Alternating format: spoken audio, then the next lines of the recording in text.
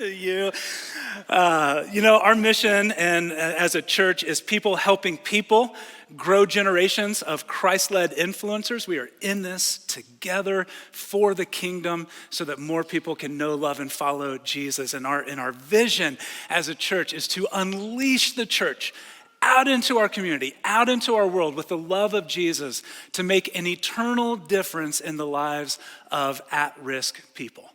People who find themselves at risk spiritually, physically, emotionally. We want to be a church that is mobilized to go out and to serve them. One of the things that we say around here is that our desire is not to be the best church in our community, but to be the best church for our community. And that drive is a whole lot different. You would do different things if your desire is to be the best church in the community. But that's not it. We want to be the best church for our community. And one of the ways that we do that is through partnerships. We have local partnerships with ministries and organizations doing good work. We have global partnerships with missions and organizations doing good work.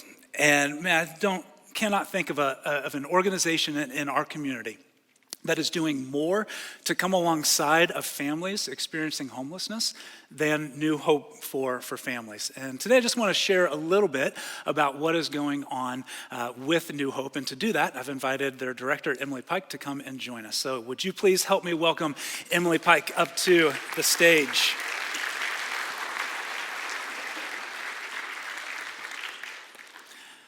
Good morning, Emily. Good morning, Sean. So the last time you and I saw each other was at your gala.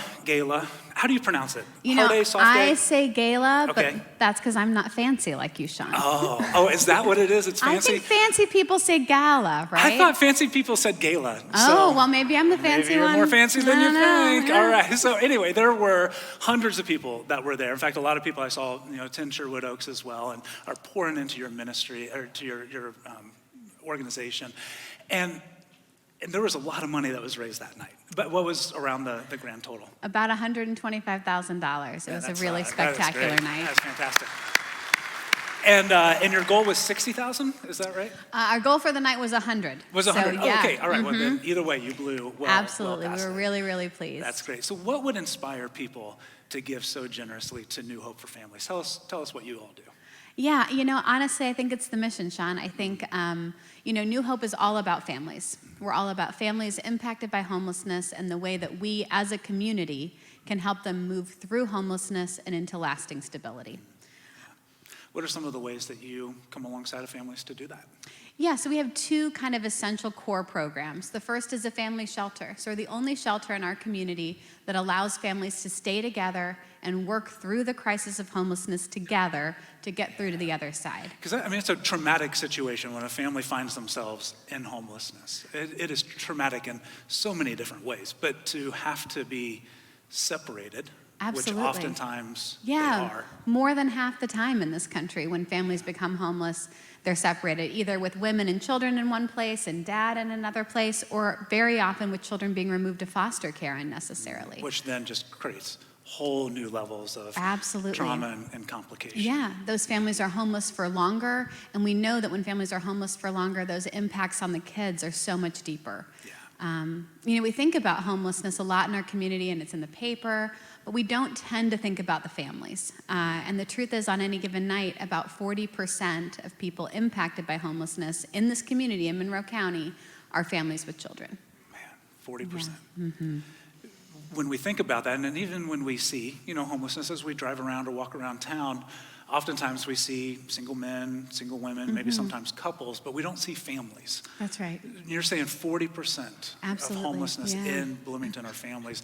So where are these families going? Yeah, so that's the thing. They're flying under the radar. And the reason they're flying under the radar is that it is considered child abuse or child neglect to be homeless with your kids, right? You're not able to meet their most basic needs. And so a lot of times when families become homeless, they don't want anyone to know. They want to keep it a secret because they're afraid that their children are going to be removed from their care. Now, the problem with that is that when we don't know that they have a problem, we can't help them. Yeah.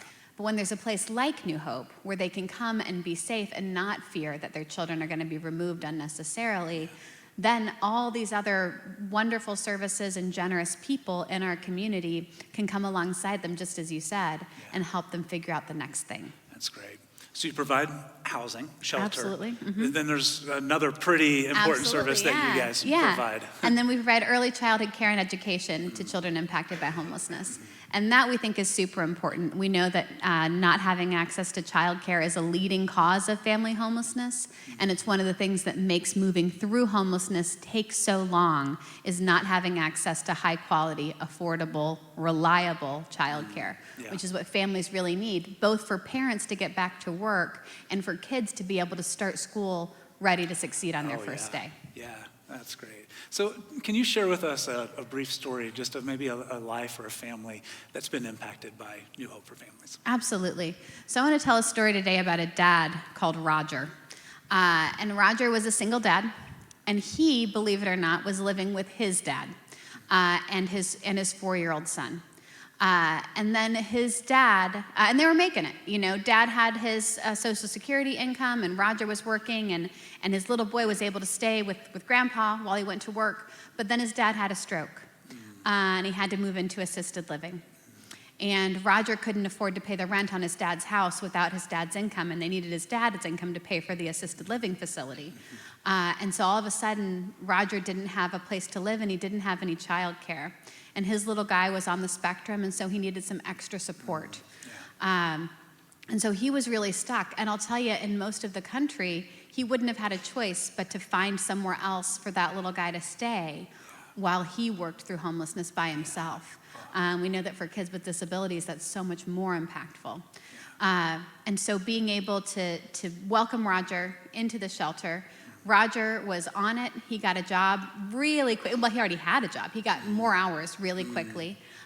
He sent Jaden to our school, and where he really thrived. And we had the opportunity to just watch this family find the next thing for them. And I often think that's the part of it that I wish people understood more, is that I think we say things like, oh, that homeless guy. Like homelessness is something that can define a person, right? And it really isn't. Most people who become homeless are homeless one time for a brief period and never again. And so we don't want our families to be defined by homelessness. Yeah. We want them to go on to choose the things that will define them, what they do and who they love and how they participate in our community. Yeah.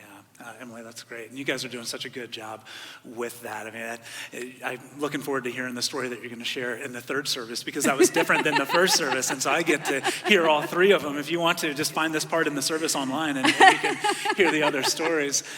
So one of the things that we have around here is called the Dollar Club Ministry. And we talk about it where we give dollar bills and we pull those together. And typically we help families in our community with a hand up. Sometimes we come alongside of organizations like New Hope.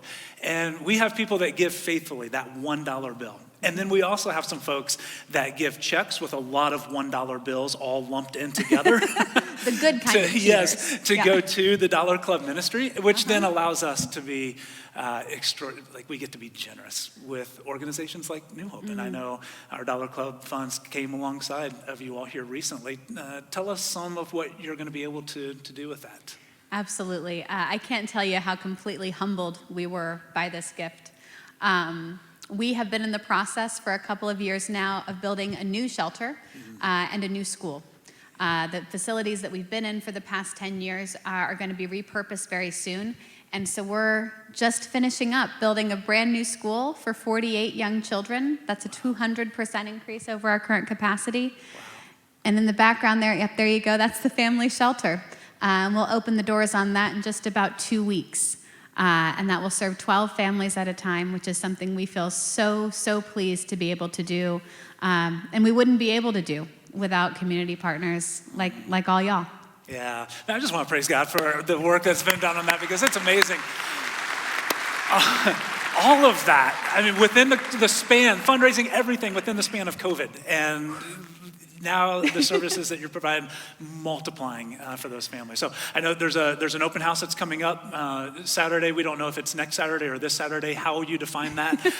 But Saturday, May 14th, the next Saturday. That's right. From 1 to 4 p.m. And so people can come.